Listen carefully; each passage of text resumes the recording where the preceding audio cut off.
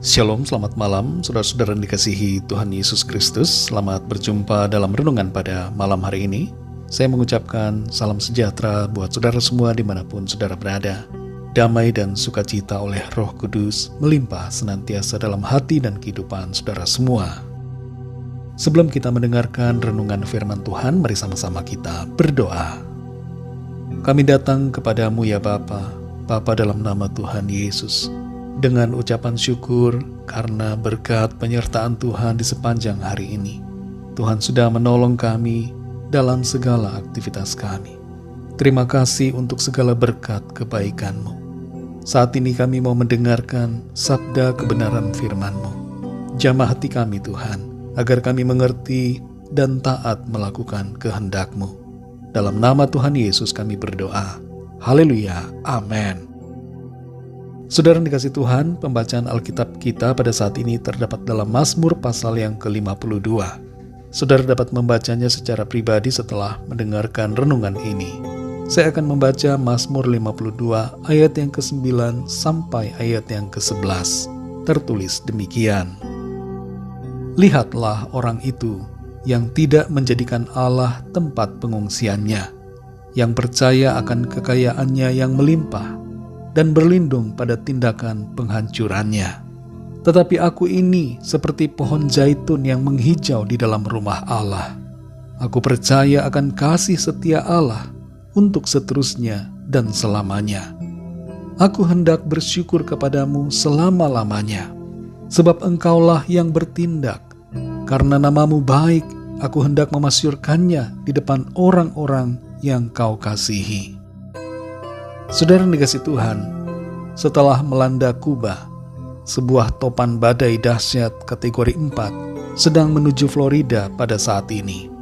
Pemerintah negara bagian Florida memberikan peringatan akan kedatangan badai ini, dan sekitar 2,5 juta orang dievakuasi menuju ke tempat-tempat pengungsian yang aman.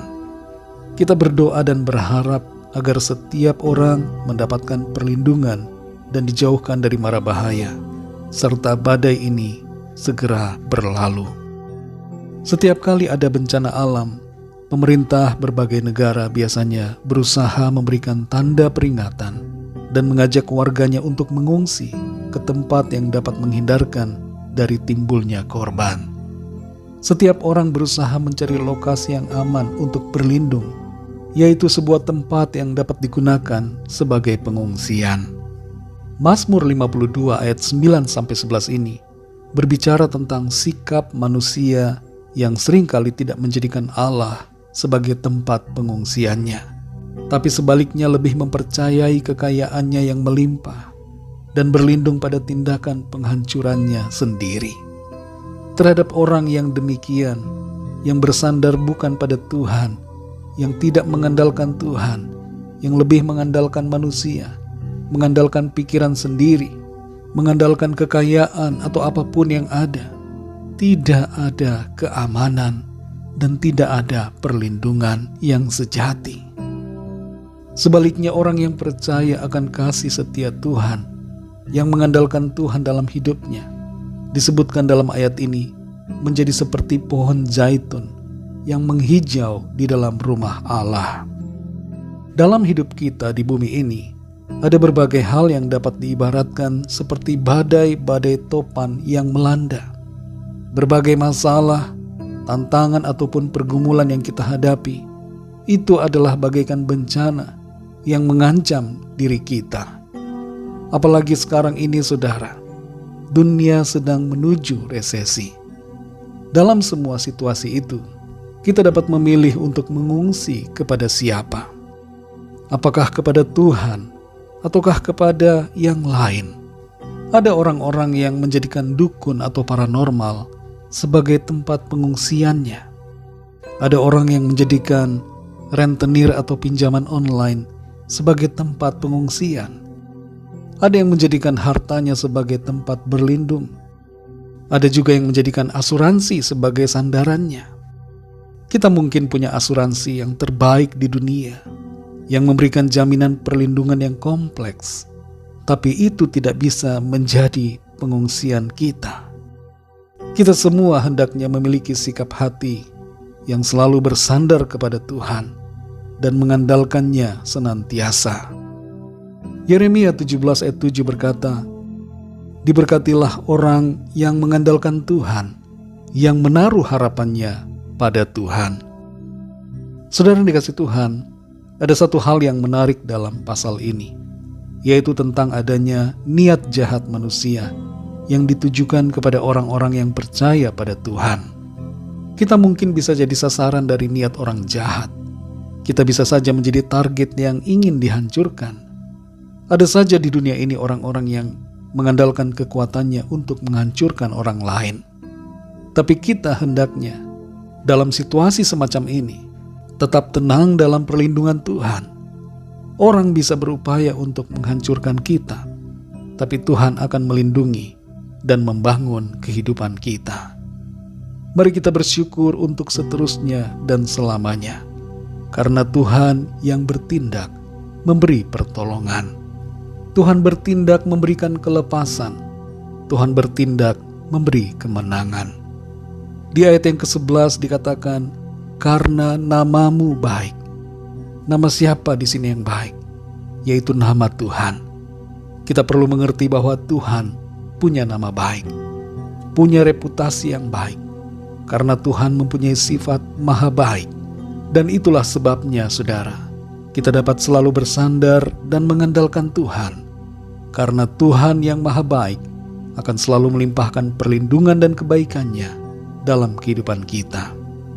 Mari imani akan hal ini secara pribadi, resapi dalam hati kita, dan sungguh-sungguhlah percaya pada Tuhan serta bersandar kepadanya. Mari kita berdoa, saudara. Terima kasih Bapa di sorga, Bapa dalam nama Tuhan Yesus Kristus. Kami bersyukur untuk firman-Mu yang sudah kami dengar, yang mengajar kami untuk selalu bersandar kepadamu, mengandalkan Tuhan dalam kehidupan kami. Dalam segala situasi yang terjadi, Engkaulah saja Tuhan, tempat pengungsian kami. Segala sesuatu yang ada di dunia ini tidak dapat kami andalkan. Hanya Engkau saja Tuhan yang dapat kami andalkan. Kami percaya dalam segala keadaan Tuhan memberikan kami perlindungan, kelepasan, dan kemenangan. Terima kasih Tuhan. Berkatilah kami di sepanjang malam hari ini. Berikan kami tidur yang nyenyak, dan bangunkan kami kembali besok pagi dengan kekuatan baru, untuk kami pakai memuliakan nama Tuhan dalam segala aktivitas kami. Lawatlah setiap kami yang sedang dalam pergumulan, persoalan, sakit penyakit, dan berbagai masalah lainnya. Nyatakanlah kuasa kesembuhan, kuasa pertolongan-Mu. Tuhan memberikan jalan keluar bagi setiap kami. Ampunilah kami Tuhan akan segala dosa kesalahan kami, seperti kami juga mengampuni orang-orang yang bersalah kepada kami. Dan tuntunlah kami selalu untuk ada dalam jalan kebenaran-Mu. Berkatilah bangsa kami Indonesia, dan berkatilah semua bangsa di dunia ini. Berkati juga orang-orang yang ada di Florida, di Kuba. Lawat dan lindungi mereka ya Tuhan. Dan lalukanlah badai yang sedang terjadi saat ini. Terima kasih Tuhan. Terpujilah nama-Mu. Dalam nama Tuhan Yesus Kristus, Tuhan dan Juru Selamat kami sudah berdoa dan mengucap syukur. Haleluya. Terimalah berkat Tuhan. Tuhan memberkati engkau dan melindungi engkau. Tuhan menyinari engkau dengan wajah-Nya dan memberikan kasih karunia. Tuhan menghadapkan wajah-Nya kepadamu dan memberikan damai sejahtera. Berkat anugerah dari Bapa Surgawi, cinta kasih karunia dari Tuhan Yesus Kristus, dalam persekutuan dan penghiburan Roh Kudus, menyertai kita semua sekarang ini dan sampai selama-lamanya. Dalam berkat nama Tuhan Yesus Kristus. Haleluya. Amin. Puji Tuhan, saudara yang dikasihi Tuhan, saya percaya firman Tuhan menjadi berkat dan kekuatan buat saudara semua, dan Roh Kudus akan menolong saudara untuk lebih lagi memahami kebenaran firman Tuhan. Tuhan Yesus memberkati saudara semua. Sampai jumpa dalam renungan yang berikutnya. Haleluya.